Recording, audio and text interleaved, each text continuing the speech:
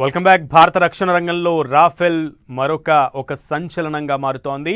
భారత వైమానిక దళం కోసం అత్యంత భారీ స్థాయిలో అదనపు యుద్ధ విమానాలను కొనుగోలు చేసే ప్రక్రియలో ఒక కీలక మైలురాయి ఘట్టం ఆవిష్కృతమైంది. 114 రాఫెల్ యుద్ధ విమానాల కొనుగోలుకు భారత రక్షణ శాఖకు చెందిన defence procurement board green signal ఇచ్చింది. ఇది ఇండియన్ ఆయుధ శక్తికి మరింత బలం చేకూర్చినట్లయింది. భారత రక్షణ శాఖ అమ్ముల పొదిలో పవర్ఫుల్ రాఫెల్స్ను భారీ స్థాయిలో చేర్చేందుకు రంగం సిద్ధమవుతోంది.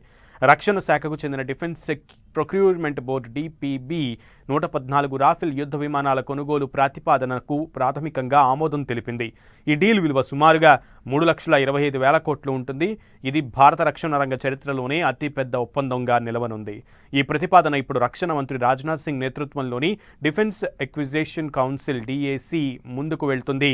ఆ తర్వాత ప్రధాని మోదీ నేతృత్వంలోని కేబినెట్ కమిటీ సిసిఎస్ ముందుకు వెళ్తుంది. అక్కడ ప్రతిపాదనలకు తుది ముద్ర పడనుంది. ఈ ఒప్పందంలో గతంలో కంటే చాలా భిన్నమైన నిబంధనలున్నాయి.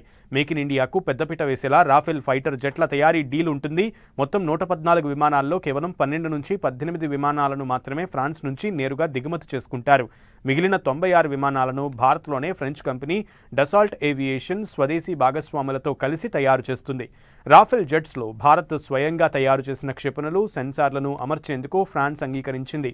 ఈ ప్రాజెక్టులో భాగంగా హైదరాబాద్లో రాఫెల్ విమానాల బాడీ తయారు చేసే కేంద్రాన్ని విస్తరించనున్నారు. అలాగే రాఫెల్ ఇంజన్ల రిపేర్, మెయింటెనెన్స్ కోసం హైదరాబాద్ లేదా యూపీలోని జవార్లో ఒక పెద్ద కేంద్రాన్ని ఏర్పాటు చేయనున్నారు. భారత వైమానిక దళంలో ప్రస్తుతం ఉండాల్సిన స్క్వాడ్రన్ల సంఖ్య 42 కాగా అది 29కి పడిపోయింది. పాత విమానాలు MiG-21 వంటివి రిటైర్ అవ్వడం, తేజస్ మార్క్ 1A డెలివరీలో జాప్యం జరగడంతో సరిహద్దుల్లో చైనా, పాకిస్తాన్ సవాళ్లను ఎదుర్కోవడానికి రాఫెల్ విమానాల సంఖ్యను 176కి పెంచాలని ప్రభుత్వం నిర్ణయించింది. ప్రస్తుతం 36 రాఫెల్స్ ఉన్నాయి. నేవీ కోసం 26 అందుబాటులో ఉన్నాయి. ఇప్పుడు కొత్తగా 114 రాఫెల్ ఫైటర్ జెట్లను కొనుగోలు చేయాలని నిర్ణయించింది.